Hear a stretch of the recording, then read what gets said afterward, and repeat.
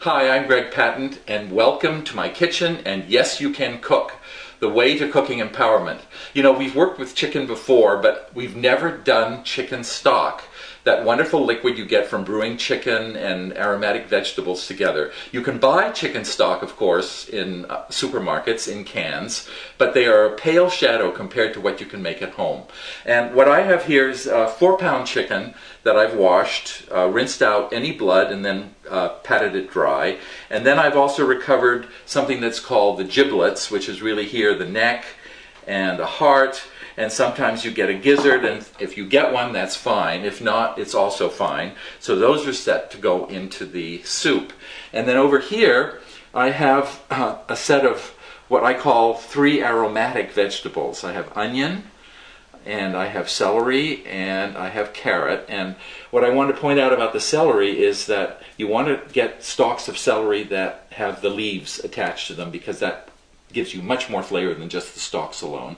And then for other flavor, we have parsley. These are parsley sprigs, but I also have here a couple of extra parsley stems. And of course, there's parsley stems attached to the leaves. The stems have much more flavor than just the leaves alone. And then there's a couple of cloves of garlic and some bay leaf. Bay leaf is always nice to add to stock. And then I have about a teaspoon of peppercorns. The one thing that I do not add to stock before the stock is actually done is salt, because you never know how concentrated of salt flavor you're going to want until you're actually cooking something. So never add salt to your stock. So let me cut up the vegetables. Here's our sharp knife. And then the onion doesn't have to be cut into too many pieces. I'm just going to take this one large onion and divide it into 8. And notice I'm not even peeling it. The peel is fine to use. It'll help to give the stock a slightly brown color. And then the celery I'm just going to hack into chunks.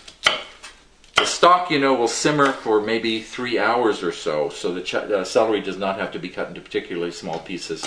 And then the carrot here is washed but not peeled. You don't need to peel the carrot, and then you can just cut the carrot up into chunks as well.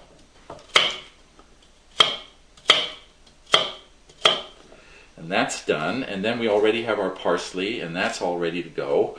And then I have the garlic cloves. And what I'm going to do with the garlic cloves is just take my knife and then put it down. I've shown you this before. And then just smash them so that you break them open a little bit, and then their flavor will get out into the stock much more quickly. Then I have the bay leaves here. I have 3 bay leaves, and then I have the teaspoon of peppercorns. So I have a big pot here. This is about a 7 or 8 quart pot. For a 4-pound chicken and the giblets, you're going to want to add not only these vegetables, but also water. You just put everything in. And there's no real system here. Just get everything into the pot. And then you will add the water, and you just pour in enough water to kind of just cover the top of the chicken and probably come to the top of the pot. And then you want to bring the liquid to a simmer, which means a very, very, very slow boil with just a bubble or two breaking the surface every now and then. You can start on medium heat, and then you can reduce the heat to, say, medium to medium-low. You want to cook this really slowly. And then if you get any scum that forms on top, you just remove it with a spoon. And then you cook this chicken for about 3 hours, 3 to 4 hours. By that time, all of that nice gelatin will come out of the chicken. The collagen will melt, and